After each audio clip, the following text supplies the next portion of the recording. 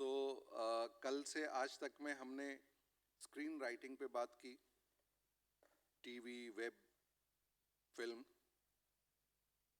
ये एक ख़ास सेशन है जिस पे हम लिरिक्स पे बात करेंगे और इसमें काफ़ी दिग्गज लिरिसिस्ट हमारे साथ हैं जो आपके सामने आएंगे। इस सेशन को मॉडरेट करने के लिए मैं बुला रहा हूँ, प्लीज़ मोबाइल बंद कर लें। बैंक वाला कोई लोन ही दे रहा होगा, कोई अच्छी बात होगी नहीं।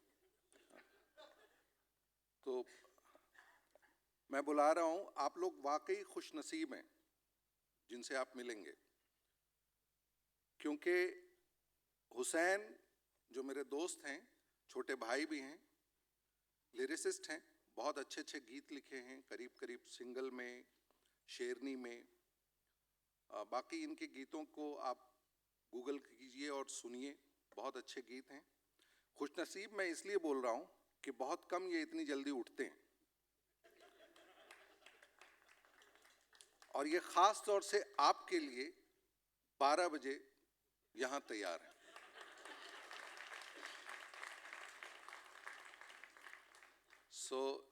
और हमारे ईसी मेंबर हैं, लिरिक्स के एमबीसी पे काम कर रहे हैं, जो लिरिसिस्ट के हित में एक कॉन्ट्रैक्ट, हमारा जो मिनिमम बेसिक कॉन्ट्रैक्ट है उस पे बनाने के लिए काफ़ी मेहनत कर रहे हैं पिछले 1 साल से। इंशाल्लाह कुछ हम अच्छा कर पाएंगे। तो अभी इस सेशन को मॉडरेट करने के लिए I invite Hussain Haidari, please.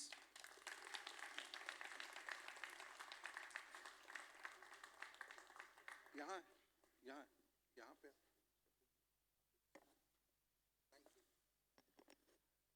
पहले तो मैं साफ़ कर दूं कि पहली दफ़ा नहीं है कि मैं सुबह 10 बजे उठा हूँ।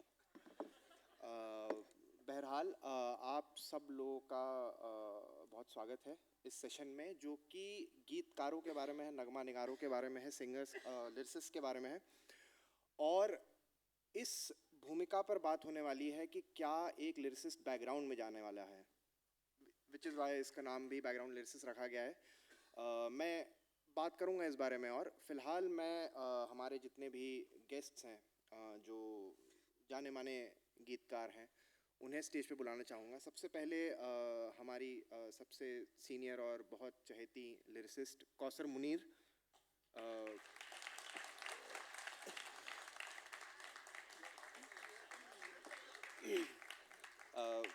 जिस तरह के लिरिक्स में लव स्टोरियाँ खटक जाता है, वैसे यहाँ चहेती खटक गया है, लेकिन कोई बात नहीं।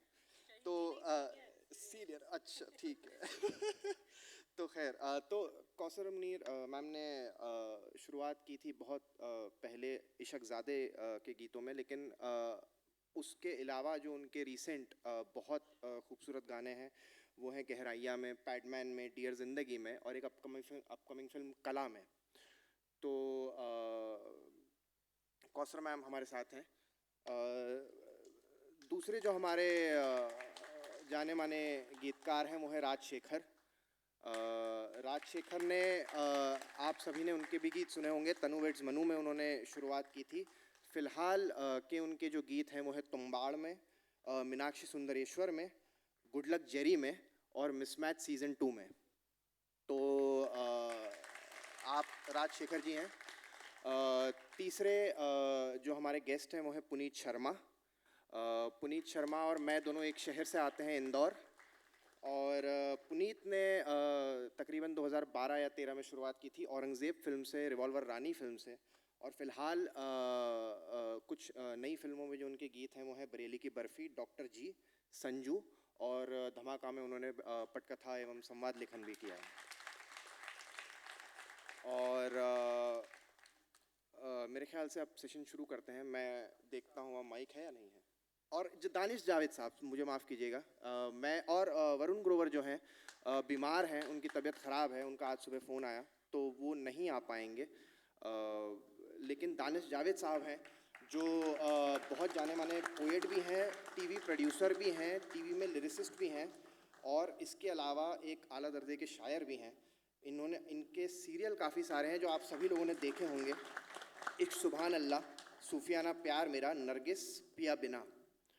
तो चार जाने माने लिरिसिस्ट हमारे साथ हैं और मैं कोशिश करूँगा मॉडरेट करने की, और पता नहीं क्यों मुझे बीच में जगह दी गई है, पर मैं जाता हूँ वहाँ।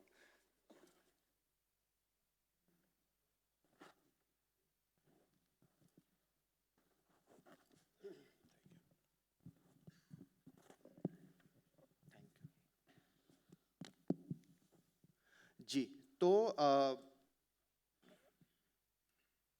जैसा कि मैंने कहा कि पहले भूमिका मेरे ख्याल से बतानी ज़रूरी है। बैकग्राउंड लिरिसिस्ट इस सेशन का नाम क्यों है?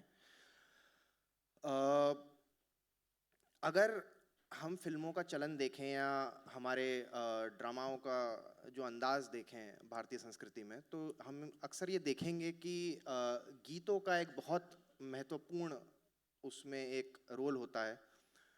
बहुत अहम हिस्सा गीत निभाते हैं कहानी को आगे बढ़ाने में, कहानी को कहने में। यही चलन फिल्मों में भी रहा, कई दशकों तक रहा, मगर अब बहुत सारे मीडियम जो हैं, चाहे OTT हो, चाहे यूट्यूब हो, चाहे स्ट्रीमिंग प्लेटफॉर्म्स कह लें, चाहे इंस्टाग्राम की रीलें कह लें, चाहे और जो ऑफ कोर्स जो सिनेमैटिक रिलीज़ होती है वो होती है। तो इस दौर में एक बदलाव आया है फिल्म मेकिंग के सिंटैक्स में, फिल्म मेकिंग के पूरे ढांचे में, कहानी कहने के जो अंदाज में। तो उस लिहाज से कितना हिस्सा बाकी रहा है कहानी कहने में गीतकारों का, नगमा निगारों का? तो एक ज़माना था जब कहानी आगे बढ़ाने में, कहानी कहने में गीतकारों का हिस्सा था। फिर एक ज़माना था जब मार्केटिंग के लिए, ऑडियंस को बुलाने के लिए, थिएटर में बुलाने के लिए गीतों का इस्तेमाल हुआ करता था। एक ज़माना था जब बहुत से किरदारों के इंटीरियर मोनोलॉग भी कह दिए जाते थे गानों के थ्रू, जो बहुत ज़्यादा डायलॉग में एक्सपोजिशन नहीं हो पाता था, तो वो बात ज़रा ज़मीन से उठकर शायरी में कह दी जाती थी। क्या वो बदला है? और वो बदला है तो उससे क्या इम्पैक्ट हुआ है creatively and also in terms of how, in terms of participation in story telling? क्या लिरिसिस्ट इस वजह से बैकग्राउंड में गया है? ये भूमिका है। तो मेरा पहला सवाल भी यही है कि इतने साल जब ये इंटीग्रल पार्ट रहा स्टोरी का, जब कहानी कहने में या किरदारों की बात कहने में, जज्बात कहने में, तो अब जब ये एक मॉडर्न सिनेमा आ रहा है, जिसे आप रियलिस्टिक भी कह सकते हैं, काफ़ी हद तक वेस्टर्न सिनेमा से इन्फ्लुएंस्ड भी कह सकते हैं, इसमें लिरिसिस्ट की जगह कहाँ बची है और कैसे बची है? और क्या ये बढ़ी है, कम हुई है, बदली है? इस पर मैं चाहूँगा कि चारों लोग बात करें, क्योंकि यही दरअसल मुद्दा है, इस सेशन की शुरुआत का मुद्दा है। तो मैं चाहूँगा कि कम से कम ये सवाल पर चारों लोग बात करें, फिर मैं ऑफ कोर्स इंडिविजुअली पूछना शुरू करूँगा। तो लेफ्ट से शुरू करते हैं, कौसर मैम।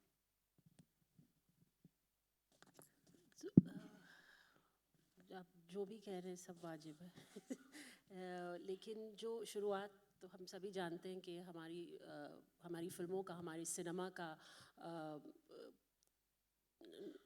नौटंकी से, तमाशों से, गीतों से, हर बोलों से इन अ वे शुरू हुआ था।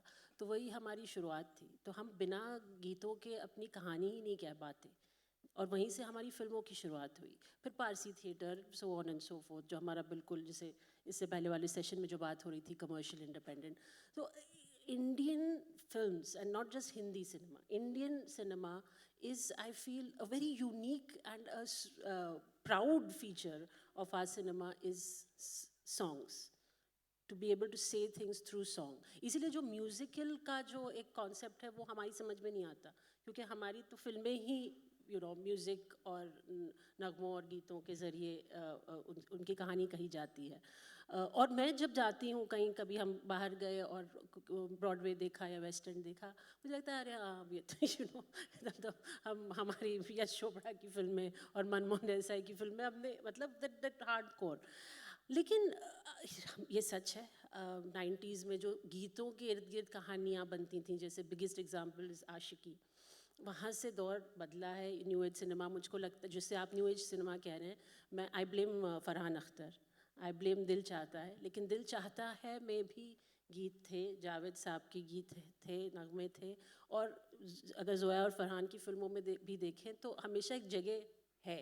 अब जैसे मेरी जो लेटेस्ट फिल्म थी इस साल की, बिगनिंग ऑफ द गहराइयाँ, उसका जो इडियम है बहुत ही वर्ल्ड सिनेमा का है, वेस्टर्न, उसकी जो फिल्म मेकिंग है, जो फिल्म मेकिंग का प्रोसेस था, जो कहानी है, उसका क्रिटिसिज्म भी ये था कि बहुत ही अर्बन, बहुत ही प्रिविलेज्ड सेटअप वाली कहानी थी, जो मैं नहीं मानती, लेकिन खैर वो अलग डिबेट है। उसमें भी जो उसका सबसे बड़ा ड्रॉ था वो गाने थे, मुझे उसका बड़ा फ़ायदा हुआ, और डूबे और वगैरह, you know, it became a kind of not just a promotional anthem, it really help the understanding of the film.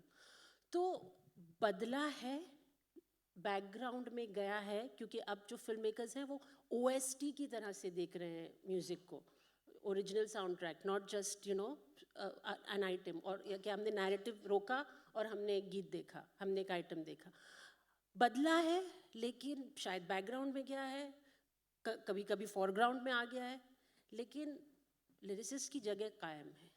और मैं ये अपने एक्सपीरियंस से कह रही हूँ, मुझे बिल्कुल ऐसा नहीं महसूस होता कि अब हम इरेलीवेंट हैं या हमारी जगह नहीं है। और अब तो इंडिपेंडेंट म्यूज़िक के आने से, जो फिल्मी गीतों से अलग है, तो लिरिसिस्ट का तो भाई काम का प्रॉब्लम नहीं है लेकिन रेलेवेंस का भी मुझे लगता है। I don't think the Indian lyricist जो नगमा निगार हैं, गीतकार, वो कभी भी इरेलीवेंट होंगे।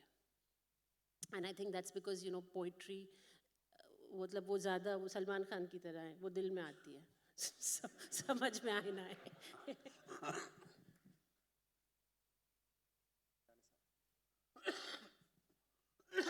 Excuse me, I'm sorry. Partially I agree.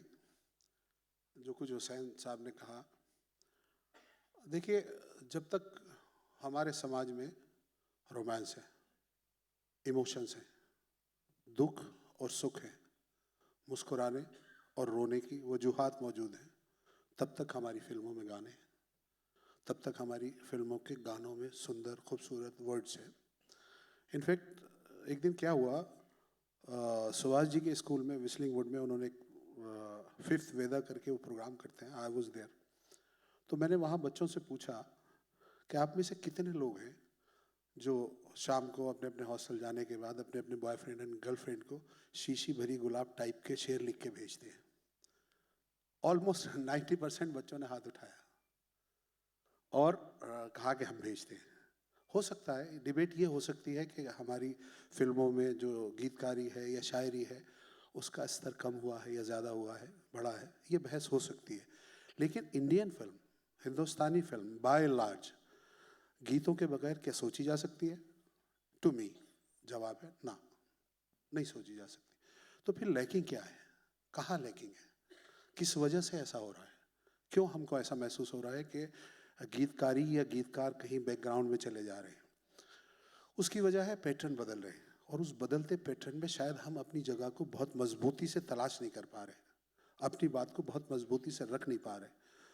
Kausar Munir जी, राजशेखर जी, या जावेद साहब या गुलजार साहब, ये बड़े बड़े नाम हैं, इनकी बात कही और सुनी जाती है, लेकिन जो नए लोग हैं वो शायद उतनी ताकत से अपनी बात कह नहीं पा रहे। मुझे एक वाकया याद आता है, एक फिल्म की सीटिंग चल रही थी, नाम नहीं लूँगा सिवाय एक नाम के, जावेद साहब गाने लिख रहे थे, एक प्रोड्यूसर थे, उन्होंने कहा कि जावेद साहब, उर्दू के 2 लफ्ज़ मुझे भी आते हैं, मैं कुछ बोलूं? तो जावेद साहब ने कहा कि उर्दू में 2 लफ्ज़ नहीं होते, इसलिए आप बाहर बैठिए।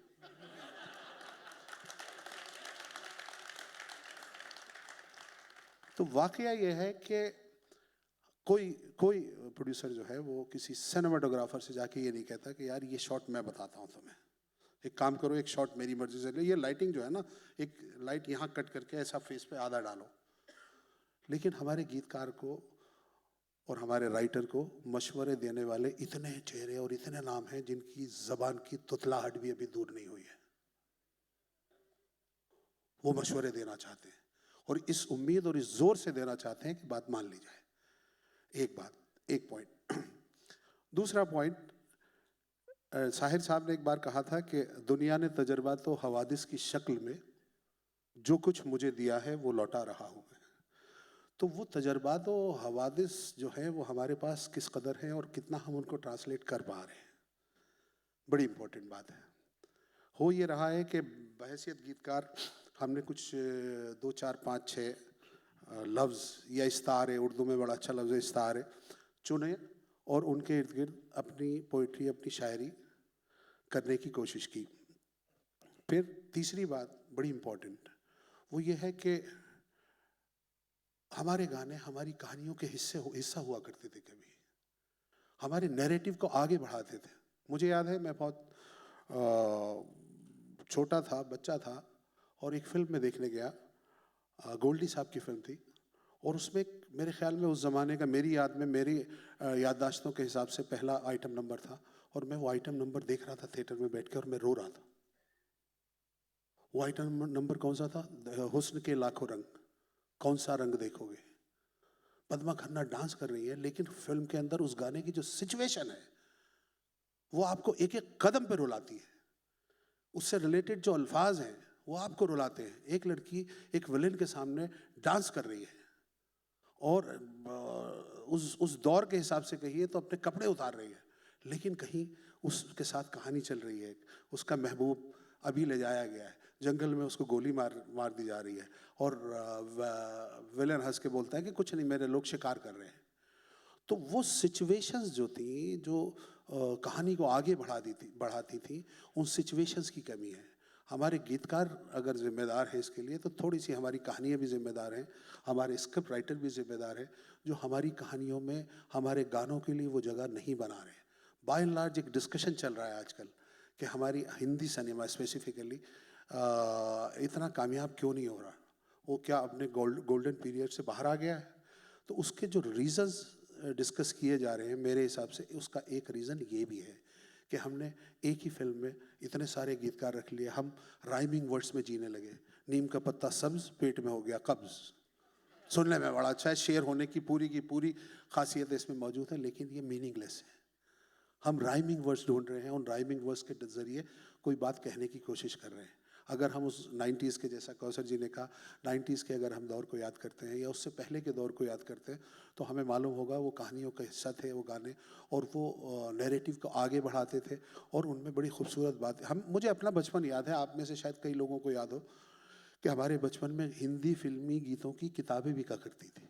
किताब 5 पेज 6 पेज 7 पेज की किताबें सड़क के किनारे, जो दिल्ली में जनपद पे या यहाँ वहाँ किताबें बिक रही होती थी। वो 2 रुपए की, 1 रुपए की, 50 पैसे की, हम वो किताबें ख़रीदते थे और वो गाने पढ़ते थे। ये खालिस लिरिकल वैल्यू थी, इसमें संगीत कहीं नहीं था। हम वो उन गीतों को पढ़ते थे, एंजॉय करते थे, याद करते थे। उस दौर को वापस लाने के लिए ज़रूरी है कि हम अपने गानों को कहानियों का हिस्सा बनाएं। मैं कौसर जी से बिल्कुल एग्री करता हूँ, कहीं लिरिसिस्ट आगे नहीं जा रहे, उनके साथ कुछ नहीं हो रहा है। हाँ, बेटरमेंट की तरफ जाना है तो एक आवाज़ तो उठानी पड़ेगी, एक आवाज़ तो लगानी पड़ेगी। Thank you.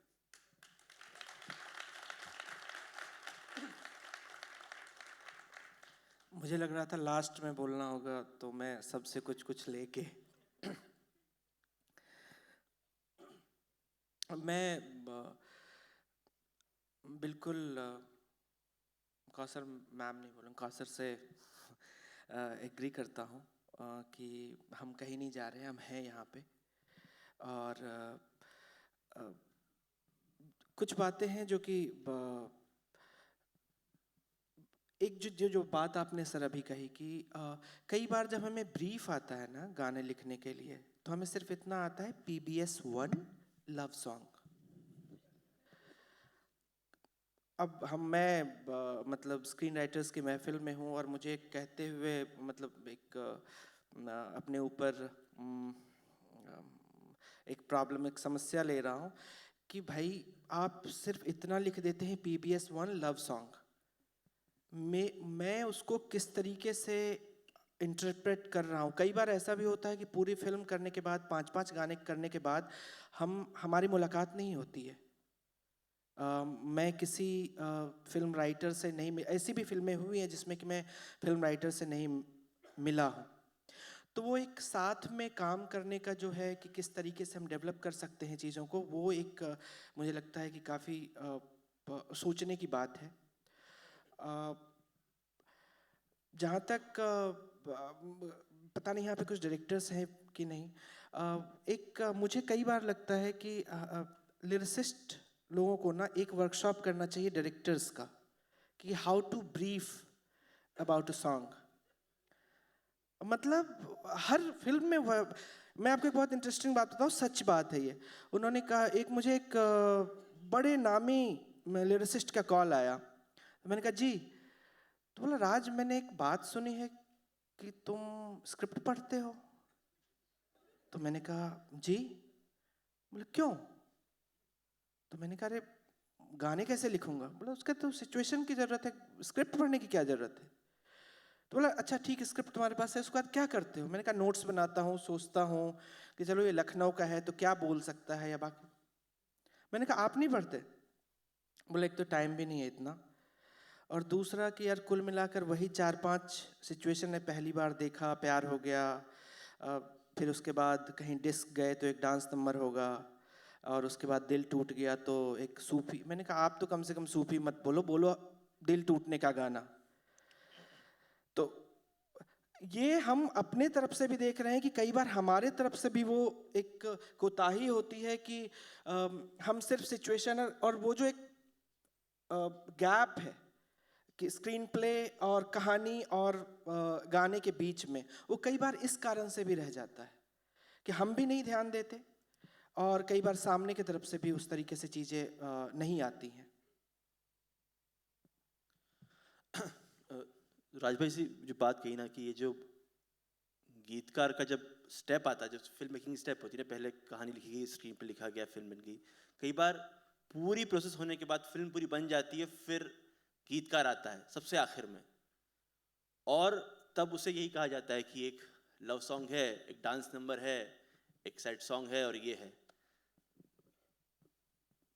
मेरा मानना है जो अगर आपको लगता है कि आपकी फिल्म में गाने होने हैं, तो वही जो राज भाई ने कहा कि जो आप जब कथा लिख रहे हो, पटकथा लिख रहे हैं आप, तब आपको पता होना चाहिए कि गीत कहाँ आ रहे हैं, क्यों आ रहे हैं, किस लिए आ रहे हैं, और क्या वो सर्व कर रहे हैं। मैं कहता हूँ कि नहीं सर्व कर रहे तो बेहतर है कि ना हो, लेकिन अगर आपको लगता है गीत वहाँ पर है तो आपको उस पर मेहनत करनी पड़ेगी। आपको गीतकार को मानना पड़ेगा कि फिल्म मेकिंग प्रोसेस का हिस्सा है। उसे पता है पटकथा क्या होती है, उसे पता है कि जब कोई गीत फिल्माया जाएगा तो स्क्रीन पर वो क्या असर छोड़ेगा, फिल्म उससे उसकी कहानी बढ़ेगी कि नहीं बढ़ेगी आगे। वो अपने आप में उसका क्राफ्ट है, ये वो जानता है। अगर गीतकार है, सिर्फ कवि नहीं है वो, गीतकार फिल्म का गीतकार है वो। तो मेरा मानना है इस कारण इन जो मेन डिसीजंस है यहाँ पे उसकी राय नहीं ली जाती, और इसकी यही वजह है कि ये हुआ भी कि late 90s, mid 90s, early 90s, some 80s movies also, early 2000 गानों का बेजा इस्तेमाल होना शुरू हुआ। बेजा इस्तेमाल की वजह से उसका अब्यूज़ होना शुरू हुआ, तो लोगों ने कहा कि यार गानों की ज़रूरत क्या है फिल्म में, कहानी आगे बढ़ नहीं रही, कहानी रुक जा रही है, क्योंकि जो गीतकार की एक्सपर्टीज है उसका यूज़ ही नहीं किया गया।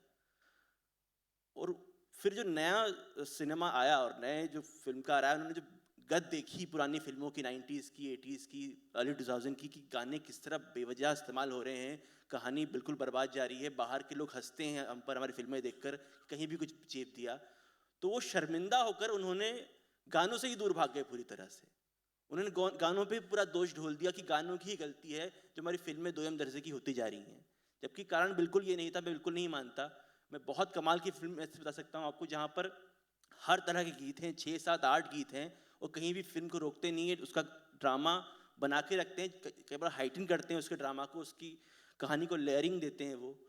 तो ये जो शर्मिंदगी है फिलहाल, और वो दो तरह से काम करती है, एक तो शर्मिंदा होकर किसी तरह डाल देते हैं गाने और वो लगते हैं चिपके हुए हैं, और एक बिल्कुल ही नहीं डालते कि यार ये गानों से फिल्म खराब हो जाएगी।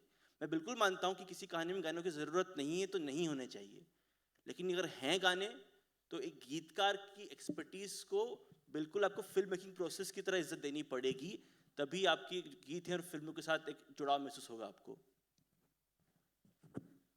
ये दो बातें मैं लेना चाहूँगा। एक्चुअली सवाल कुछ और थे मेरे, लेकिन मैं बातों से एक मुझे पूछना है कि चूंकि फिल्म मेकिंग प्रोसेस की बात हो रही है चूँकि स्टोरी टेलिंग की बात हो रही है, तो मैं आप में से जो चाहे पहले जवाब देना चाहें वो दे कि आपके हिसाब से ऐसा कौन सा हिस्सा है फिल्म मेकिंग के प्रोसेस का, स्क्रिप्ट की लिखाई के दौरान या शूटिंग के पहले या शूटिंग के दौरान या शूट होने के बाद, आपके हिसाब से एक लिरिसिस्ट के लिए बेस्ट पॉसिबल एंट्री पॉइंट क्या होगा ताकि प्रोसेस में वो ठीक से इंकलकेट भी हो सके और वो एक बेहतर कंट्रीब्यूशन दे सके फिल्म को? मतलब not just as somebody who is fixing the rhymes, which get placed in melodies and then it can gather YouTube views, but what it can end up doing is also contribute to the storytelling because जैसे राज ने कहा कि वो script पढ़ते हैं, पुनीत ने एक view दिया कि एक उकताने वाली बात हो गई, मतलब इतने बेवजह मतलब गीत डाले गए कि ये, तो आप में से किसको क्या लगता है कि किस आपके लिए आइडियल क्या सिनेरियो होगा, कब स्टोरी में आप आ सकते हैं? इनफैक्ट बहुत बहुत इंटेलिजेंट, बड़ा अच्छा क्वेश्चन आपने पूछा है Hussain. As a matter of fact script तैयार होने के फ़ौरन बाद मुझे लगता है कि लिरिसिस्ट के पास जानी चाहिए, लिरिसिस्ट के पास जानी चाहिए।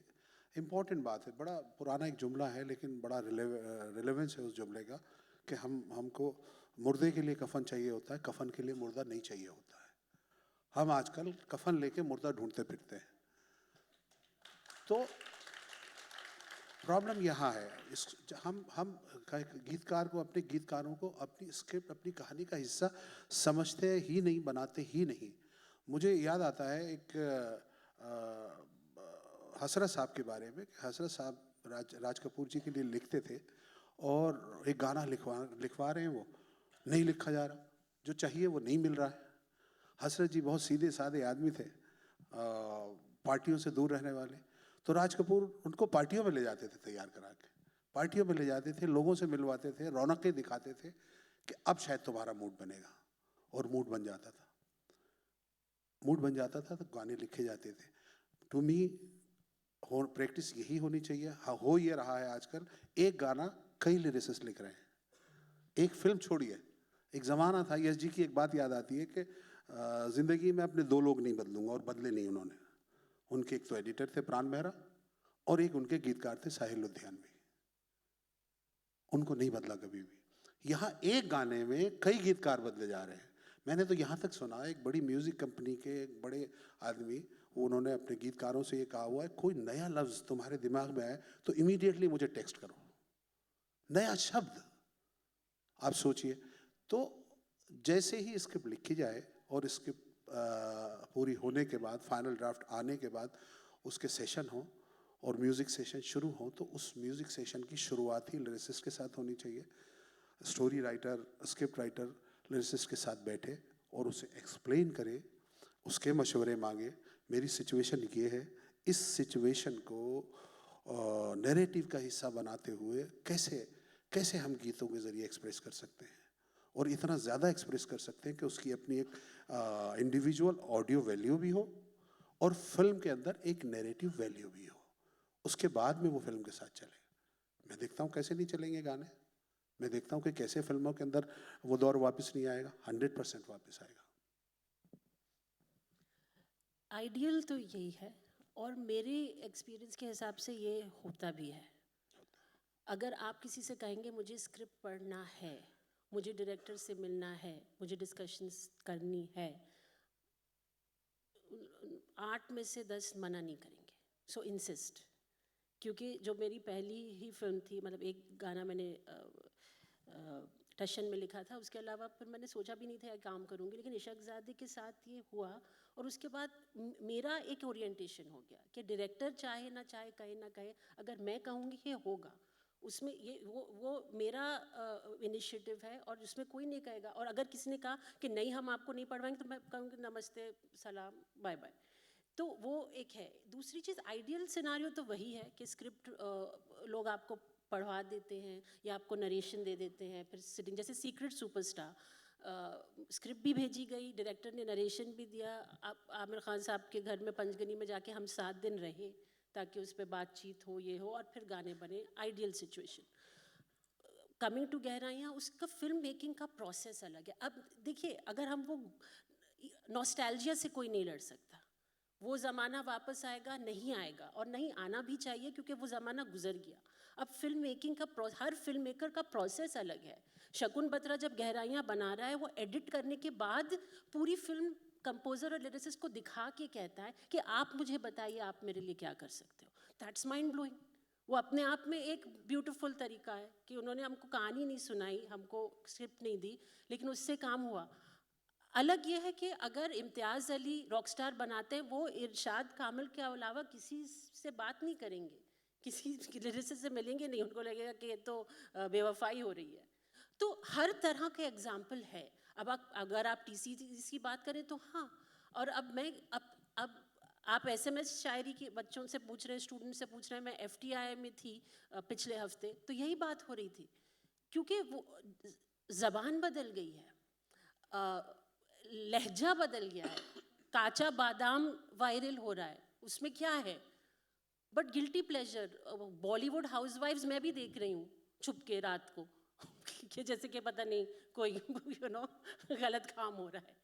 तो लेकिन वो एक है, उसका ये मतलब नहीं कि क्या कहते हैं, मैं इरशाद कामिल का ही एग्जाम्पल ले सकती हूँ कि वो बहुत खूबसूरती से पोइट्री को पॉपुलर फॉर्मेट में यूज़ करते हैं. अमिताभ को ले लीजिए, अगर ये जवानी है दीवानी में हर गाना अगर आप देखो, वो बहुत ही वो फुल ऑन कमर्शियल फिल्म है. हर गाना सिचुएशन के हिसाब से है. अमिताभ से उसके एक्सपीरियंसेस पूछिए, 50-50 बार लिखता है एक गीत.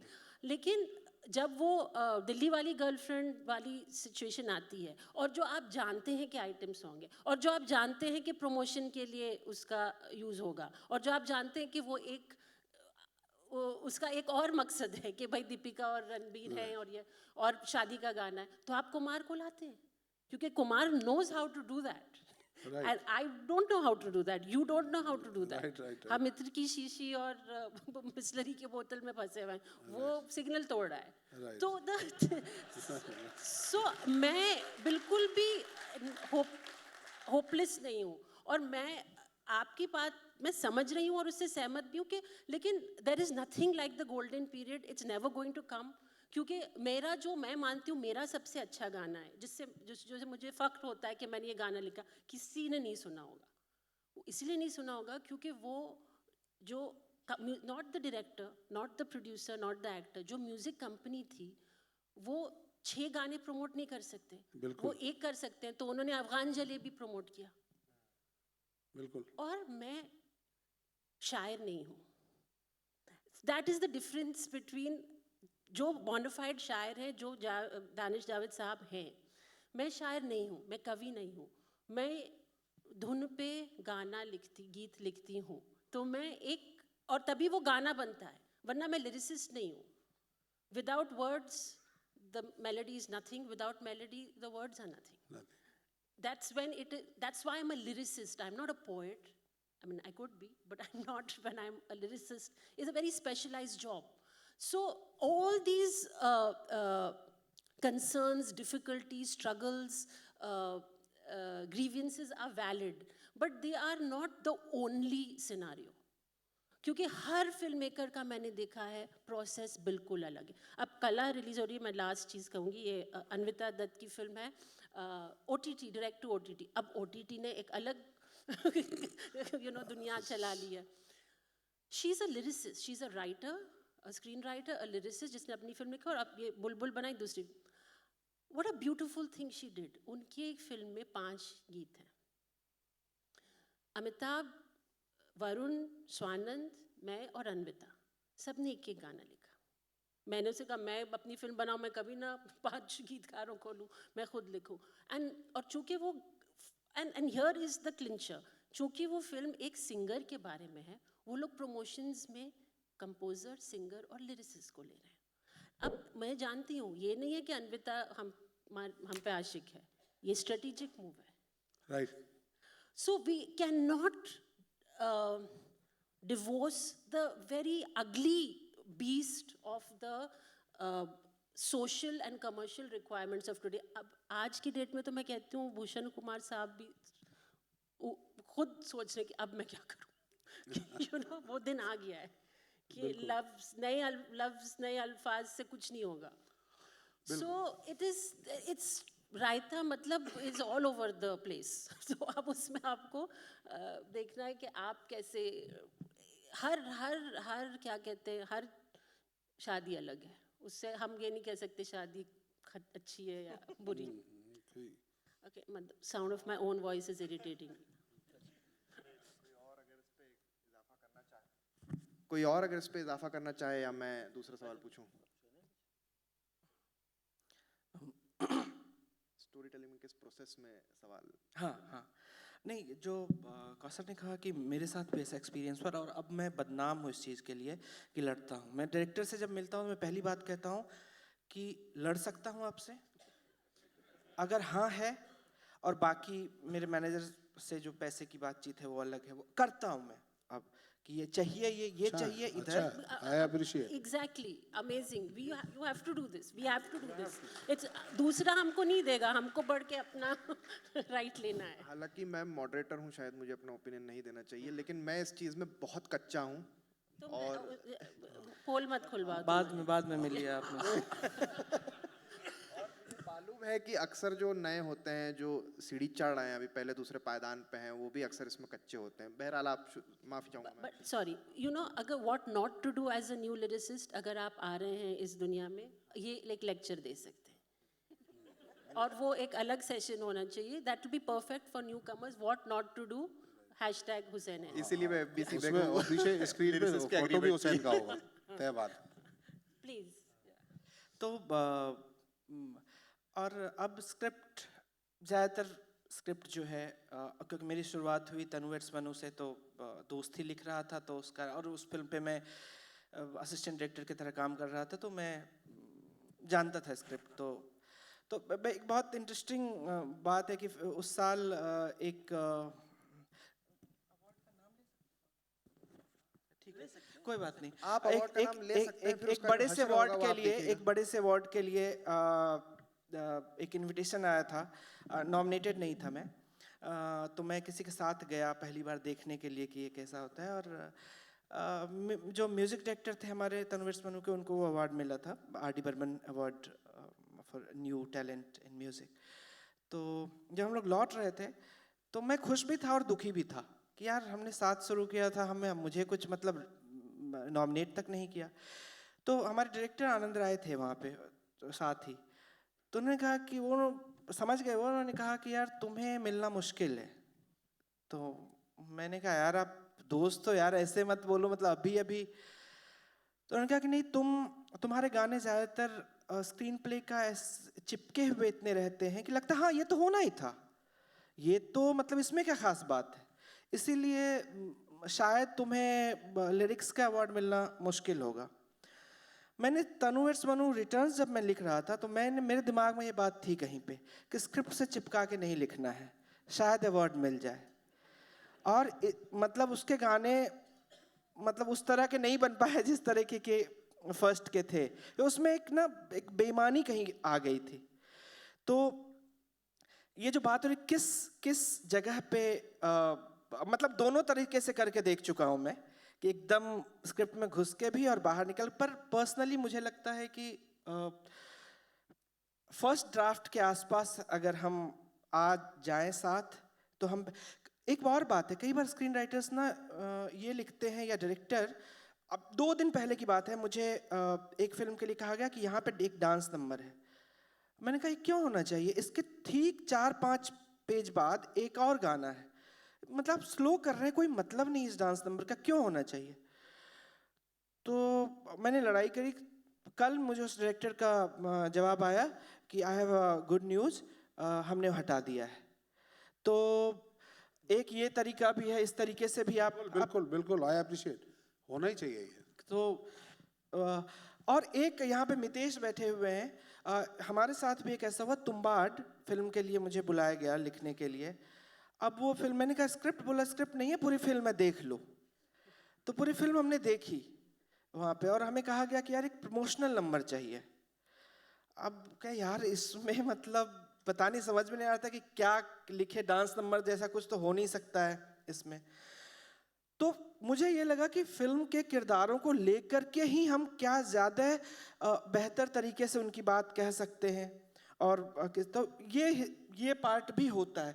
पर बात सिर्फ स्क्रिप्ट की नहीं है, बात यह है कि आप कंट्रीब्यूट कर रहे हैं उस कहानी में कोई पार्ट या नहीं, उसको किसी तरीके, या अंदर की कोई बात, जैसे जो विनायक किरदार है इसका, वो बहुत ज़्यादा बोलता नहीं है। तो तुम्बाड का जो किरदार है वो चुप रहता है, पर एक जगह पे जाके जब वो उसका बेटा बड़ा हो रहा होता है तो एक समय में ना उसको अपनी हिस्ट्री की भूख है। मुझे ऐसा लगा कि इन तमाम ये चकाचौंध के बीच में और ग्रीड के बीच में कहीं ना कहीं अपने बच्चे को एक अपने बारे में एक दंत कथा जैसी कोई चीज़ दे के जाना चाहता है कि यार इन सारे पाप और इनके बाद ना मेरा बेटा कम से कम, या मेरे घर के लोग मुझे एक अच्छे नज़र में रखे, देखे।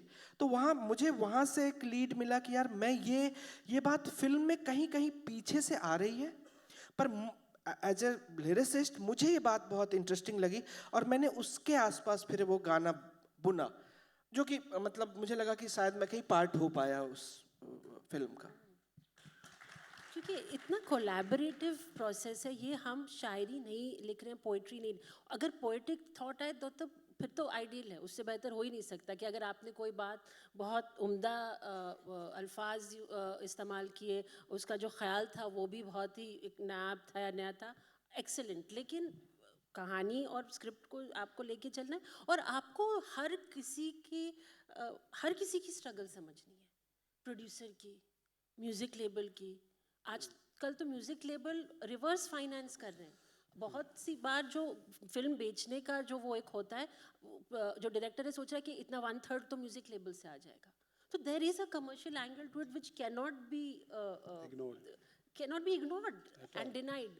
तो ये सब, और मैं तो हाँ, और उसमें आपको अपनी भी बात, ये नहीं है कि भाई जो आप कहें तो तब फिर मुझे क्यों लिया तो मुझे, so it is a very hard job, it is a very hard job. Hard job. मुझे बड़ा एतराज़ है इस बात पे। आपने कई बार ये कहा कि I am not a poet. Let me tell, let me tell you, शायरी ख्याल का नाम है।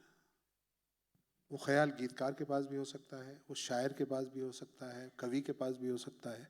ये फॉर्मेट्स हैं अलग अलग। हमने अगर इनके ग्रामेटिकल फॉर्मेट्स को समझ लिया, बात ख़त्म हो गई। अदरवाइज़ अगर आप एक अच्छा ख्याल सोच सकते हैं तो आप शायर हैं।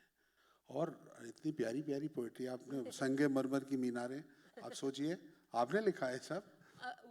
संगे मरमर की मीनारें, जब वो हुआ सुनो ना संगे मरमर की मीनारें, कुछ नहीं आगे तुम्हारे, ये पहली दो। तो प्रोड्यूसर ने कहा कि भाई लोगों को संगे मरमर में समझ में आएगा। मैंने कहा शायद ना आए, तो कंपोजर ने कहा लेकिन सुनने में, क्योंकि the sound is so important in. यकीन मानिए लोग मुझसे पूछते हैं कि क्या संगे मरमर कैरेक्टर का नाम था, क्योंकि सुनो ना संगे मरमर, क्या संगे मरमर यानी संग संग मरना। मैंने कहा तुम जो भी समझो, बिल्कुल मैं किसी पेंटिंग के सामने थोड़ी तुमको समझा, साथ में मरमर कर रहे हैं। नहीं, इससे मुझे किस्सा याद आता है। वरुण यहाँ पर नहीं है, पर किस्सा वरुण के तरफ सुना देता हूँ मैं, बिना किसी का नाम लिए। तो वरुण एक गाना लिख रहे थे और उस गाने में जो म्यूज़िक डायरेक्टर थे वो बाहर से आए थे, हिंदी फिल्म के लिए म्यूज़िक दे रहे थे, और वरुण ने एक शब्द का इस्तेमाल किया और वो शब्द था मछली। और म्यूजिक डायरेक्टर ने पूछा मछली, इसका मतलब क्या होता है और क्या लोग समझेंगे मछली क्या होता है? तो वरुण ने उनको बाहर बुलाया, बाहर उनके घर में फिश टैंक था, बोले ये जो है ना ये मछली है। हाँ, ये बड़ी प्रॉब्लम है। इनफैक्ट जो हमारे डिसीजन मेकर्स हैं वो ये समझते हैं कि उनका जो ट्रेजर ऑफ वोकेबलरी है सारी दुनिया का वही है। प्रॉब्लम ये है, अरे ये मेरे साथ हुआ अभी रिसेंट बात है कि मैंने लाइन लिखी कि इस दिल के बुतखाने में तेरी तस्वीर सजाऊंगी, मैंने कब सोचा था एक दिन तेरी हो जाऊंगी। तो वो बुतखाना उनको समझ नहीं आ रहा है। मैं ये सर बहुत हार्ड वर्ड है, ये नहीं समझ आएगा। मैंने कहा नहीं, मुझे समझाना भी नहीं है।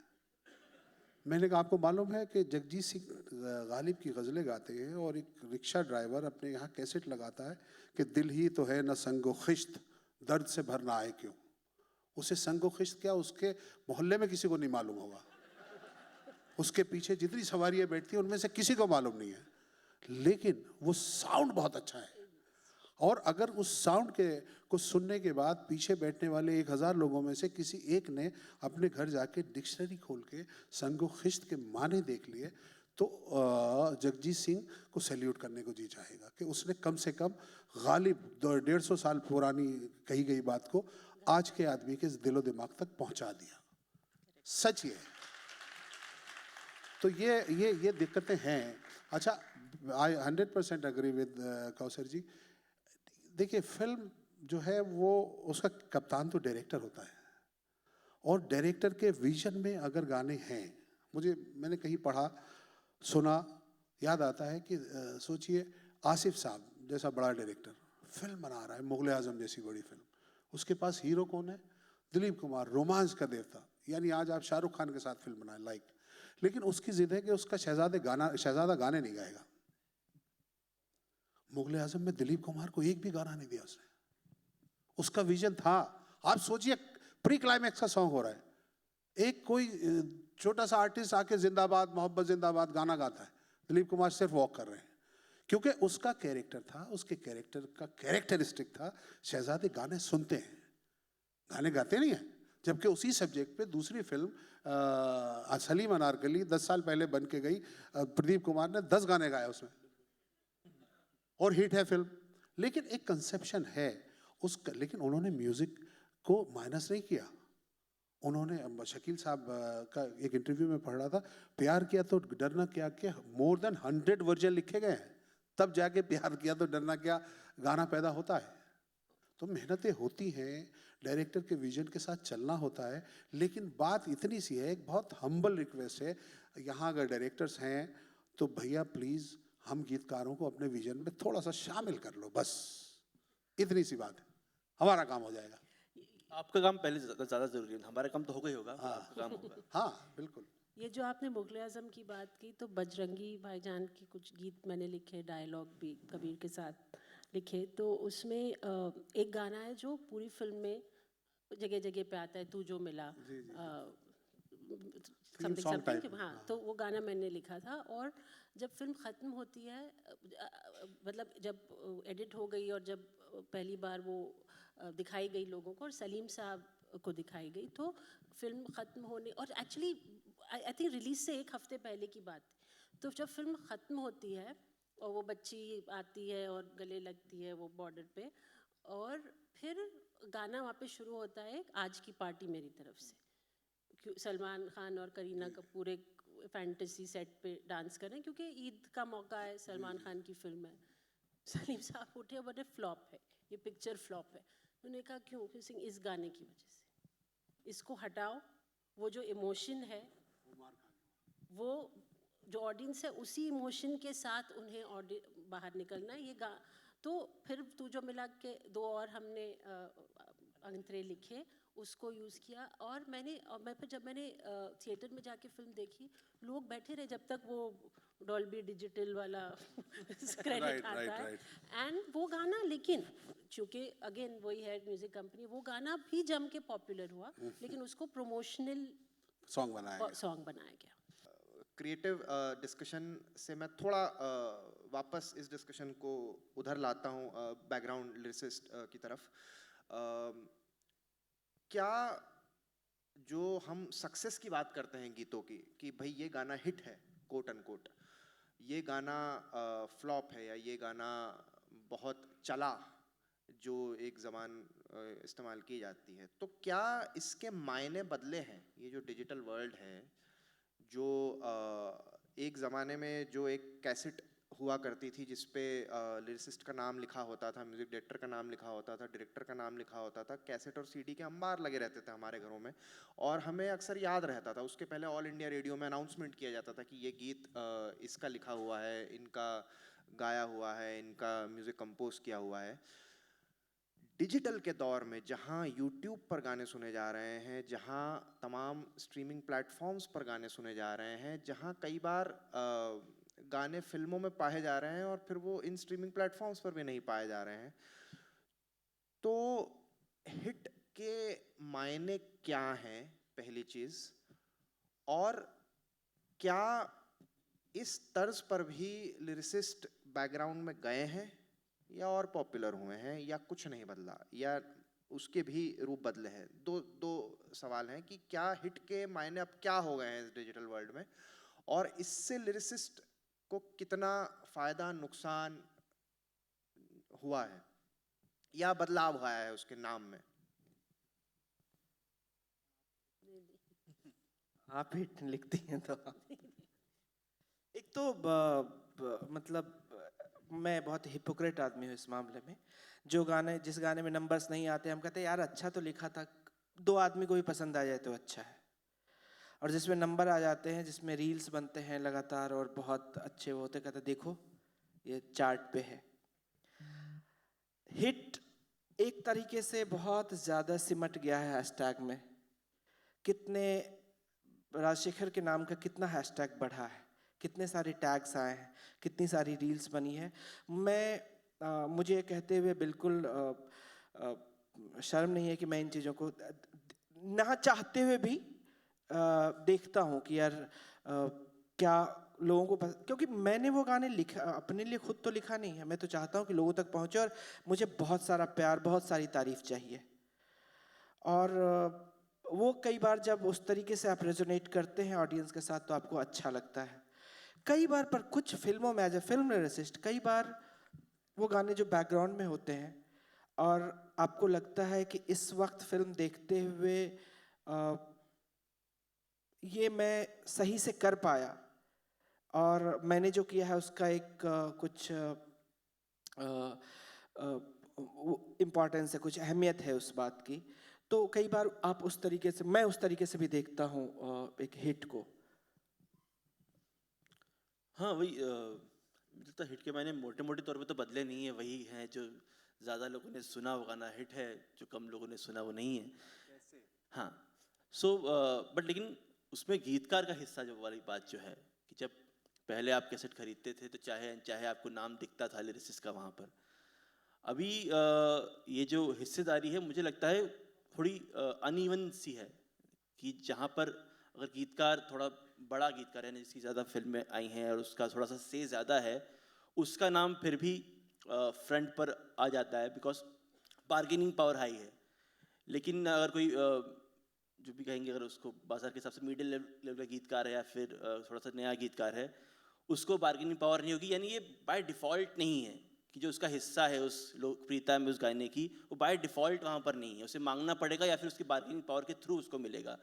तो मेरे लिए वो जो हिट का मायना है एक गीतकार के लिए उसके लिए किस तरह काम करता है। गीत चल जाए लेकिन क्या लोग जानेंगे सुनते हुए कि जो बोल हैं ये किसने लिखे हैं, या उनको इंटरेस्ट भी रह गया है क्या, क्योंकि कल्चर में धीरे धीरे उसका हिस्सा इस तरह गायब हो रहा है। आप यूट्यूब के क्रेडिट में देखें या फिर किसी स्ट्रीमिंग अपना सॉन्ग स्ट्रीमिंग स्पॉटिफाई, गाना, सावन, यहाँ पर गाना सुनते वक्त और सामने जो नाम दिखते हैं हमको वो दरअसल ज़्यादा याद रह जाते हैं जो अक्सर गायक का होता है, संगीतकार का होता है। बमुश्किल अगर कोई बहुत बड़ा गीतकार नहीं है तो वहाँ पर क्रेडिट कम होता है। इसलिए मुझे लगता है हिस्से की बात जो है वो यहाँ पे ज़्यादा मायने रखती है हिट के अंदर। ये बड़ा इम्पोर्टेंट सवाल है और इसलिए इम्पोर्टेंट है कि पूरी फिल्म मेकिंग और फिल्म को बेचना और देखना ये सब कुछ बदल रहा है, टेक्निकली बदल रहा है। डिजिटल प्लेटफॉर्म्स और डिजिटल फॉर्मेट आ गए हैं।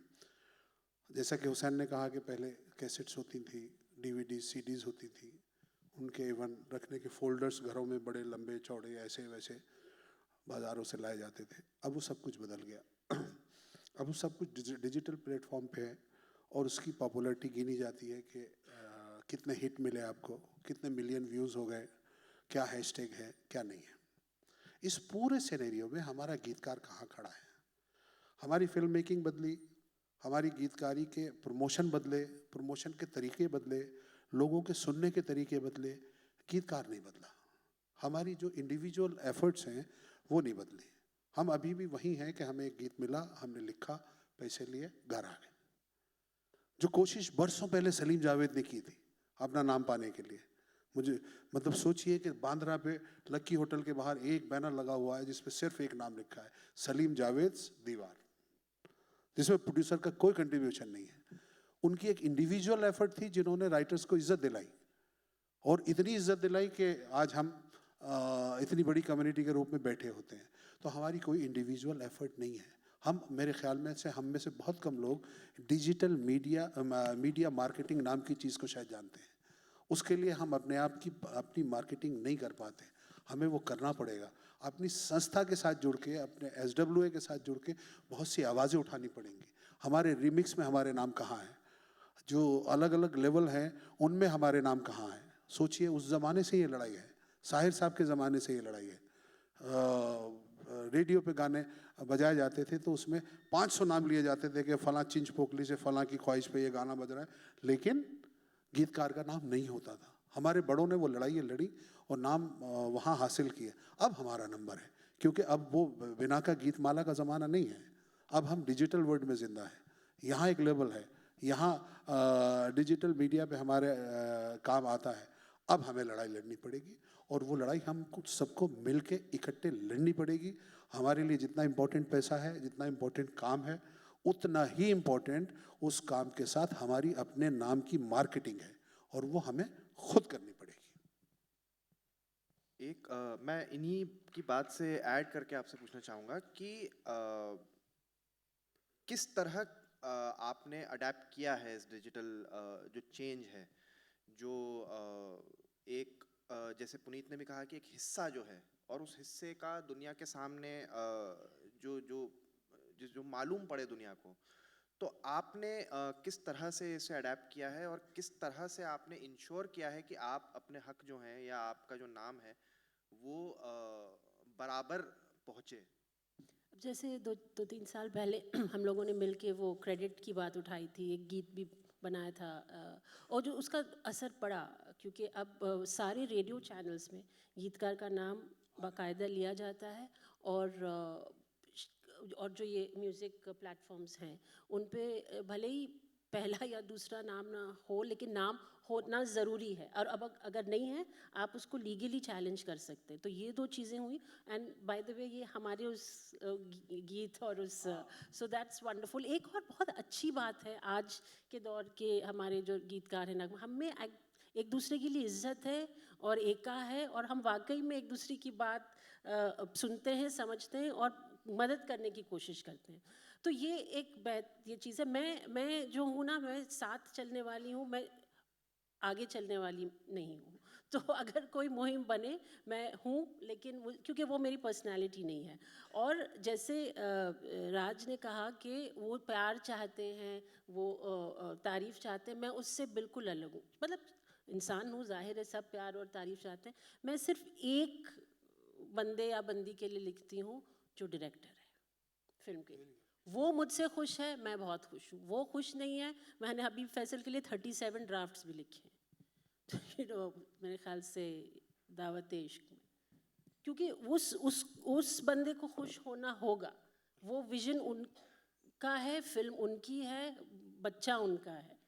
मैं 2 दिन वो संभाल रही हूँ। लेकिन स्पीकिंग सच्ची ऑफ, बात। हाँ, तो और उसके अलावा आई am not good at the social media game. I appreciate it, मैं जानती हूँ उसकी रेलेवेंस क्या है, लेकिन अब जैसे गहराइयाँ या लहरा दो की जब स्पेशली जब मैच होती है तो वो रील्स बनते हैं, वो मैं उन दिनों अपने फ़ोन से इंस्टाग्राम हटा देती हूँ, क्योंकि मैं कहती leave me alone, don't irritate me. लेकिन तो मेरा एटीट्यूड वो है। लेकिन इसका ये मतलब नहीं कि हाँ मुझे क्रेडिट नहीं चाहिए या अपना हक नहीं चाहिए। सबसे बड़ी बात तो है जो जावेद साहब ने किया है हम सब के लिए। बिल्कुल बिल्कुल, I appreciate. For me, what is the meaning of hit? The meaning of hit is that royalty check that you Royalty get. check, yes, If that is more, your song is a hit. If that is less, your song is not a hit. भले ही कोई कुछ भी बोल दे। बिल्कुल सच्ची तो बात। और आज पहली बार मैंने स्ट्रेटेजिकली सोचा, मैंने कहा ये क्रिकेट का जो हुआ है, ये लहरा दो अवार्ड, ये वो छोड़ो जो मुझे मिले, ग्रेट, क्रिकेट मैच में बजता है, रॉयल्टी आती है। सो अगर स्ट्रेटेजिकली सोचते हैं, लेकिन वो नहीं हो पाता। आपने जैसे, मैं लहरा दो का बहुत अच्छा एक एग्जांपल दूँ। हम वो क्योंकि फिल्म बनी, फिर वो कोविड हो गया तो रिलीज़ नहीं हुई, फिर जब वक्त होता है कि चलो फिर से देखते हैं कि तो यही जो गाना था, लहरा दो सरकशी का परचम लहरा दो। अगेन सरकशी क्या है, परचम क्या है, ठीक है, लहरा दो, समझ ठीक आ है। गया। तो और प्रीतम ने इंसिस्ट किया, और मैं समझ रही हूँ उनकी बात कि भाई लोगों की ज़बान पे नहीं चढ़ेगा ये वो, तो इसका ऑप्शन करो। तो एक बहुत ही सिंपल ऑप्शन सबको पसंद आया कि हर खुशी का परचम लहरा दो। वो रिकॉर्ड भी हुआ, सब हुआ। फिर जब फिल्म डिले हुई, वो जो सेकेंड वेव हुई, एक दिन मुझे 2-4 दिन पहले रिलीज से कबीर का फ़ोन आया, Kausar, it doesn't matter if somebody understands और not, I am not feeling good about this हर खुशी, हम सर कशी ही रखते हैं। स्कैनिंग नहीं बनती ना। और आई वाज सो हैप्पी, और फर्क नहीं पड़ा वो गाना मुझे, बल्कि मुझे लगता है वो हर खुशी रखते तो नहीं होता। राइट। वो उस तरह का जो एक इम्पैक्ट नहीं आता, impact नहीं आता। तो don't worry too much about all अच्छा, this, do your work and there is a reason Hussain, मैंने यहाँ एक पूछा मिनट में क्यों। थोड़ा सा ऐड कर दूं। अभी कौसर जी ने जिक्र किया कि जावेद साहब ने एक बड़ा काम किया और उसकी वजह से रॉयल्टी और ये अपना बिल पास हुआ। आपकी अपनी संस्था SWA जावेद साहब के साथ थी और हम सब ने मिलकर बहुत बड़ी बिल्कुल, लड़ाई लड़ी थी। yes, तो SWA के लिए एक बार ताली बजाइए। जावेद साहब के बगैर वो काम मुमकिन नहीं था। जो 22 जून 2012 को पार्लियामेंट में बिल पास हुआ, लेकिन उसमें SWA का किरदार बहुत बड़ा था और हर कदम पे SWA जावेद साहब के साथ रहा और कामयाबी हासिल करके छोड़ा। मैं वही आपसे ही पूछना चाहता हूँ ये कि दरअसल मैं जो पूछ रहा था कौसर मैम से वो ये था ताकि लोगों का नॉलेज बढ़े कि कहाँ कहाँ क्रेडिट मिलना चाहिए, और उस लिहाज से पूछ रहा था। तो अगर आप उसको डिटेल प्रैक्टिकल वे में, जिस तरह हमारी एक बार पहले भी बात हुई थी, अगर उसको इस तरह से बता सकें कि कहाँ कहाँ आपका क्रेडिट जाता है, कहाँ कहाँ मतलब आपका नाम जाना चाहिए, कहाँ कहाँ आपके हिस्सेदारी, क्योंकि गाना दरअसल सिर्फ अक्सर ये होता है कि सिंगर के नाम से जाना जाता है, कंपोज़र बड़ा हो तो कंपोज़र के नाम से जाना जाता है। तो जो हमारा पहले भी डिस्कशन हुआ था कि क्रेडिट कहाँ कहाँ जाता है, कहाँ कहाँ नाम होना चाहिए, और किस तरह से इंश्योर किया जा सकता है कि वो हो, ताकि जैसे हमारा एक गाना है करीब करीब सिंगल का, जाने दे। अब अगर आप स्पॉटिफाई या इंस्टाग्राम पे कहीं पे वो गाना देखते हैं तो उसमें सिर्फ नाम आता है आतिफ असलम, और पहले तो उसमें रिटन बाय में भी नाम नहीं था हमारा, और फिर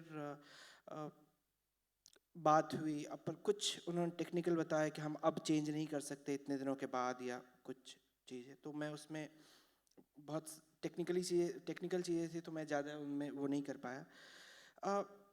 आपके सवाल से एक बात मैं कहूँगा कि दरअसल कई बार हम बहुत झिझक करते हैं, हम संकोच करते हैं कि हमारा नाम, वो हमारा हक है और कोई हम पे एहसान नहीं कर रहा हमारा नाम देके। मैंने कोविड के कठिन वक्त में वो गाना लिखा है, मुझे उसमें मेरा नाम चाहिए, और इसमें मैं कोई समझ नहीं चाहिए कोई अच्छा है, आप डायरेक्टर हैं, बहुत अच्छी बात है, प्रोड्यूसर हैं, मुझे मेरे मेहनताने के साथ वो नाम चाहिए। एक और कारण बहुत इसलिए भी ज़रूरी है कि आजकल फिल्मों में एक साथ 5 अलग कंपोजर होते हैं, 5 अलग लिरिसिस्ट होते हैं। कौन सा गाना किसका है अगर वो नहीं दिखेगा तो हमारे ऊपर भी एक जिम्मेदारी कम आएगी। हम बहुत सस्ते में काम करके निकल सकते हैं, पर आपके काम के साथ अगर आपका नाम दिखेगा तो ज़रूरी है कि आप मतलब इस तरीके से आप अकाउंटेबल होंगे, मुझे ये लगता है। जो हुसैन कह रहे हैं, मुझे लगता है कि सारे OTT प्लेटफॉर्म्स पे आपको जो मेटा डेटा भेजते हैं, जो भी मतलब हमारे ज़्यादातर बार वो म्यूज़िक डायरेक्टर के यहाँ से जाता है या म्यूज़िक लेवल से जाता है, तो वो उनको उस मेटा डेटा में ये लिखना होता है कि रिटन बाय और आर्टिस्ट कौन है।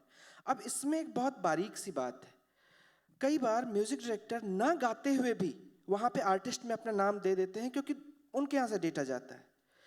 वो आर्टिस्ट है, हम कैसे नहीं है? ठीक है, आपके पास एक फूड चेन में आपने ऐसा समझा है कि आप ऊपर के हैं, मैं नहीं मानता इस बात में कोई ऊपर नीचे है। हम लोग एक, आई am not working for you, I am working with you for a film, for a director.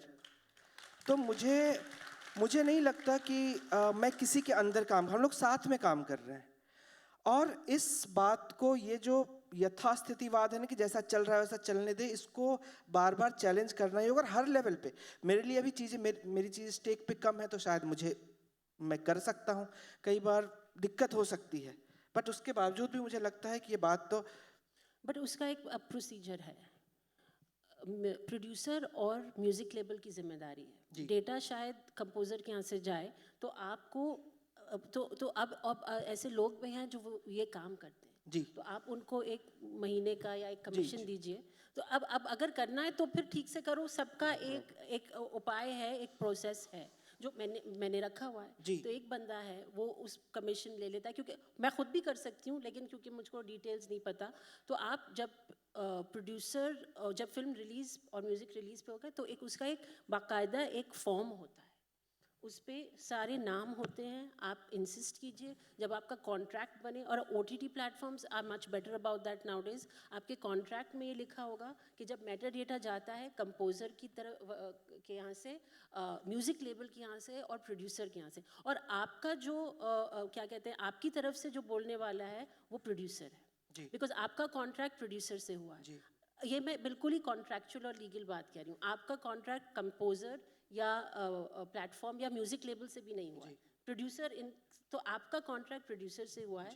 Make sure that your contract with the producer has all these clauses and make sure that somebody makes sure that it's done, and specially at the time of release. So ये and you have now, it is a legal right, it's a legal requirement. इसीलिए जो हाँ कभी, और एक वो भी बात सच है कि एक बार चले गया तो बहुत मुश्किल होता है, क्योंकि वो प्रोसीजर वो फिर वो गवर्नमेंट ऑफिस की तरह है। एक बार वो फॉर्म फिल हो गया, उस पर दस्तखत लग गए, लेकिन आप ये काम सब और हर जो IPRS ये रॉयल्टी सोसाइटीज़ हैं और म्यूज़िक लेबल और प्रोड्यूसर के साथ जो आप कॉन्ट्रैक्ट, म्यूज़िक लेबल के साथ नहीं, unless you are doing independent songs, but if you're doing film songs, your contract with the producer should, with the money and the credit, have all these clauses कि आपका नाम किस metadata के जरिए जाएगा, कब जाएगा और कैसे जाएगा। इनफैक्ट इसे अगर समराइज़ करें हम तो यूँ समझिए कि हम जब बाद में फिल्म रिलीज़ होने के बाद हम किसी प्लेटफॉर्म पे देखते हैं कि हमारा नाम नहीं है और हम परेशान होते हैं और कोशिशें करते हैं। इसकी बजाय हम फिल्म रिलीज़ के वक्त या उससे पहले ये श्योर कर लें कि ये प्लेटफॉर्म पे हमारा नाम जाएगा, इस फॉर्मेट पे हमारा नाम जाएगा, और उससे किसी प्रोड्यूसर को कोई नुकसान नहीं है। वो आपकी ये बातें मान भी लेगा अगर सही वक्त पे की जाएंगी और एग्रीमेंट में डाल भी लिया जाएगा, क्योंकि उससे प्रोड्यूसर को या म्यूज़िक लेवल को कोई नुकसान नहीं हो रहा है। आपके एग्रीमेंट में अगर ये बातें हैं तो फिर आपको रोना नहीं पड़ेगा, तय बात है, बाद में फिर हर जगह नजर आएगा। On their part, it's just extra work, extra paperwork, and that's all they want to avoid. तो इस पे एक सवाल ये है कि हमको सतर्क रहना चाहिए इस बारे में, अपने हक के लड़ता है, हम लड़ते हैं लगातार, कॉन्ट्रैक्ट में बातें करते हैं कि कहाँ पे मेरा नाम क्रेडिट में आना चाहिए, फिल्म आए तब भी। पर ये जो बाय डिफ़ॉल्ट वाली बात है कि गलती से आज तक मैंने कभी भी गलती से नहीं देखा कि किसी सिंगर का नाम मेरे डाटा में नहीं गया हो या फिर क्रेडिट में नहीं आया हो। गलती से कभी म्यूजिक डायरेक्टर का नाम नहीं गया हो। और ये तो छोड़ दीजिए, जब गाने क्रेडिट आता तो एक्टर एक्ट्रेस का नाम फिर भी आता, पर गलती से सिर्फ लिरिसिस्ट का नाम छूटता है। और वो मेरा एक्स्ट्रा एफर्ट है, मैं मानता हूँ कि मुझे करना चाहिए, बट जो बेसिक डिफ़ॉल्ट हक है वो नॉर्मलाइज नहीं हो रहा है। ये बात भी हमको माननी पड़ेगी कि नॉर्मलाइज नहीं है अभी ये बात। अब उसी के लिए तो लड़ना पड़ेगा। उसी के लिए किसको पड़ी है, कौन देगा, क्यों देगा? अच्छा लगता है ना एक नाम वहाँ दिखने में। हम तो शेयर एक तरीके से, एक अगर कहीं एक पोस्टर पे एक नाम है और उसमें 3 नाम है तो वो ऐसा लगेगा ना कि 3 नाम बराबर के हकदार हैं, तो किसी को अच्छा नहीं। तो वो हमारी लड़ाई है और इसमें कोई मतलब हमें एक्सपेक्ट भी नहीं करना चाहिए कि सामने वाला हमें बढ़ के दे दे। there's no default, there's no default. खुद से नहीं देगा, आपको आवाज़ लगानी पड़ेगी और सही वक्त पे लगानी पड़ेगी। इम्पॉर्टेंट ये है, एज कौशल जी सेठ के बाद में आप कहिए तो बड़ा उनके लिए बर्डन वाली बात है। गवर्नमेंट ऑफिसेज जैसा है, कौन जाएगा फॉर्मेट पे, कैसे बदलेगा, क्या होगा, 4 लोगों को बोलेंगे, कोई आपके लिए पेन नहीं लेगा। जब आप एग्रीमेंट बना रहे हैं उस वक्त में अगर आपने डाला है तो दे आर बाउंड। अब आप शिकायत करने नहीं जाएंगे, अब आप धमकी देने जाएंगे, मैं केस कर दूंगा भाई, ये देखो एग्रीमेंट में है। हाँ, सवाल होगी आखिरकार सारी लड़ाई हमारे हिस्से क्यों आ रही है? करना पड़ेगा, क्योंकि हम सिंगर की तरह पहचाने नहीं जा रहे हैं। देखिए, और ये performing arts versus hidden arts वाली डिबेट है। वो तो फिर राइटर हमेशा हर आम आदमी, ले पर्सन, आम आदमी नहीं कहना चाहिए जो, लेकिन ले पर्सन जो है, ले person is not the translation, वो समझते हैं कि जो एक्टर है वो डायलॉग खुद बोलता है। हाँ, परसेप्शन यही है। मैं इवेंट्स लिखती हूँ, अभी तो बहुत कम हो गया, लेकिन पहले लिखती, अवार्ड इवेंट्स लिखती थी। तो जब अब मैं किसी से कहती ना कि मैं भाई ये अवार्ड लिख रही हूँ, ठीक है, अवार्ड लिख रही हूँ मतलब ये शाहरुख खान खुद नहीं कहता जो कहता है, वो खुद नहीं, एक एक लाइन लिखी हुई है। But that is a performing arts versus sing. कितने लोग समझते हैं जो सिंगर गा रहा है वो अच्छा, और इसका ये इशू, अच्छा, another issue is the western format versus the Indian format. जो स्पॉटिफाई वगैरह, उनको समझ में ही नहीं आता कि लिरिसिस्ट एक अलग चीज़ है, कंपोजर एक अलग चीज़ है, सिंगर एक अलग चीज़ है, क्योंकि उनका सिंगर सॉन्ग राइटर का मतलब है वो जिसने म्यूजिक बनाया और म्यूजिक बजाया और अमोन गाया। तो इट्स टू मैनी बैटल्स। लेकिन इसमें आई जस्ट फील हमको बुरा नहीं मानना है, हमको वो चाचा नहीं बनना है कि हमको शादी में बड़ी प्लेट नहीं मिली और फूफा जी नहीं काका को बनना। मिल गई, वो ठीक है, तुम अपना वो करो। एंड हाँ, हमें क्यों करना है, क्योंकि भाई फूफा जी नहीं बनना है, शादी हमारी के फूफा थाली जी है, नहीं बनना है। हमको उसे सजाना है।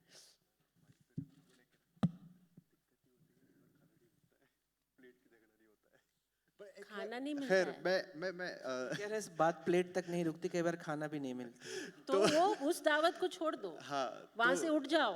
वो तुम्हारी नहीं, सच में हाँ, वो फिर वो उस गली में घर मत बनाओ। खाली इनविटेशन कार्ड से क्या फायदा। आखिरी 10 मिनट है। मैं ऑडियंस के दरअसल जो क्वेश्चंस हैं मैंने इसलिए लिए नहीं 10 मिनट पहले, क्योंकि तकरीबन सारे क्वेश्चंस जो हैं वो बातों बातों में चारों ने कह दिए हैं। जैसे एक सवाल है कि many movies and web shows no longer feature song as prominently as before, where does this leave the lyricist. ये मेरा ही पहला सवाल था।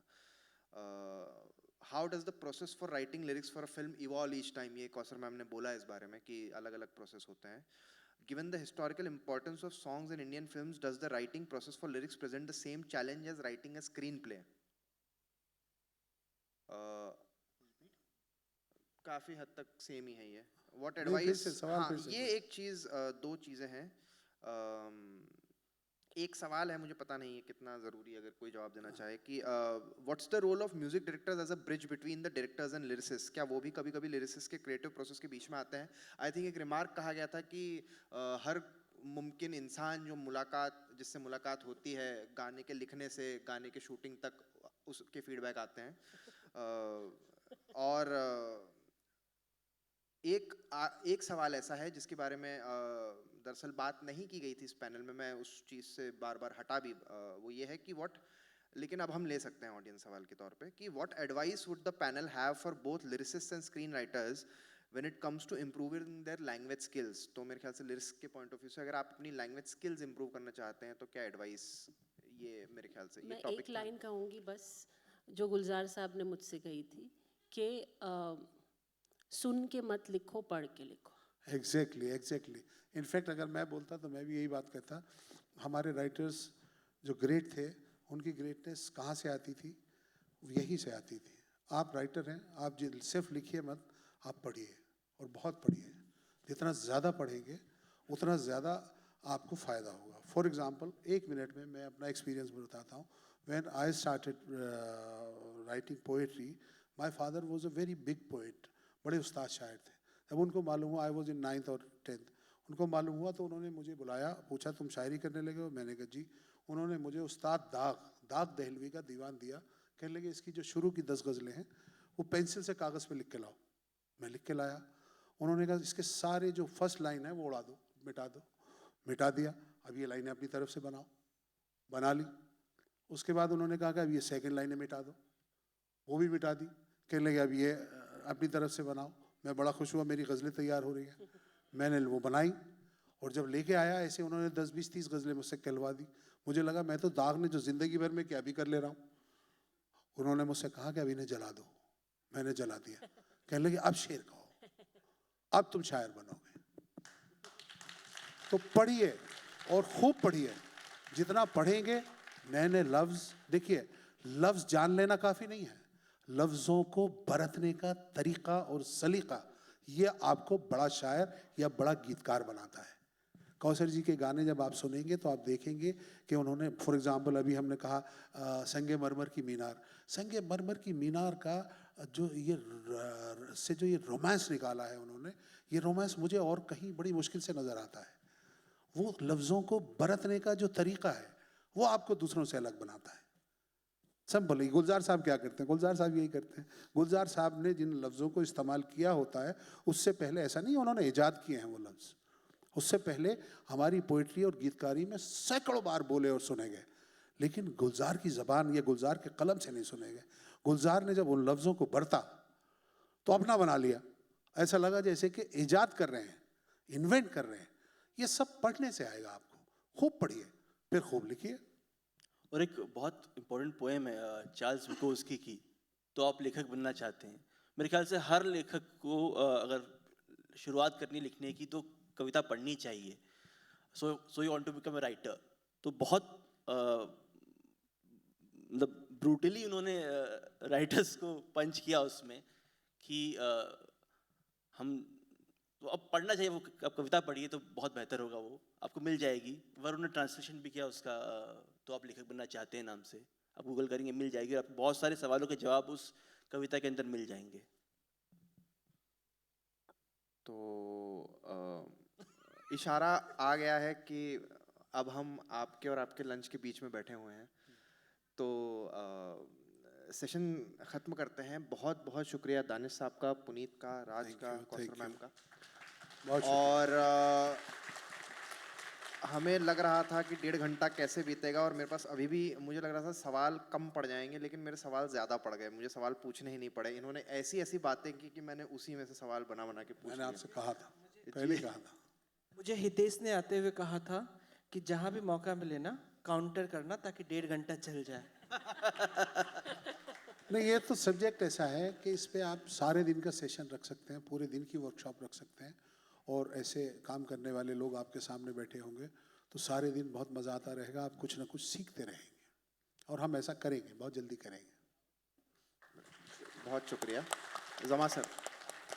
बहुत बहुत शुक्रिया, और बहुत ही खूबसूरत बातें हुई हैं।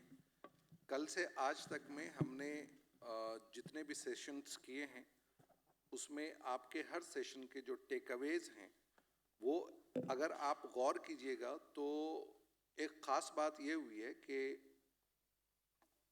जिस तरह से जीने के लिए हमें खाना ज़रूरी है, उस तरह से लिखने के लिए हमें पढ़ना ज़रूरी है। ये आपको हर सेशन में बोला गया है, वो बहुत ज़रूरी है। और जैसे प्रकाश जहाज जी ने भी वो कहा कि आजकल हम पढ़ते कम हैं, और जब पढ़ते कम हैं तो जाहिर सी बात है अंदर कम रहेगा तो हम बाहर कम निकलेगा। तो प्लीज़ प्लीज़, कल जैसे दीपक सहगल और चैनल के जो OTT के लोगों ने भी कहा कि बहुत सारी स्क्रिप्ट ऐसी आती हैं जो इतने मिस्टेक्स, इतनी लैंग्वेज इतनी ख़राब होती है कि उसको 3 लाइन के बाद पढ़ना मुश्किल हो जाता है, मतलब एक फेंक दिया जाता है कि यार ये मुझे नहीं पढ़ना है। तो प्लीज़ आप लोग अपनी भाषा पे, अपनी लैंग्वेज पे उसको सुधारें, अच्छे से अच्छा लिखने की कोशिश करें। तो इसके साथ ही मैं शुक्रिया के साथ इस सेशन को ख़त्म कर रहा हूँ।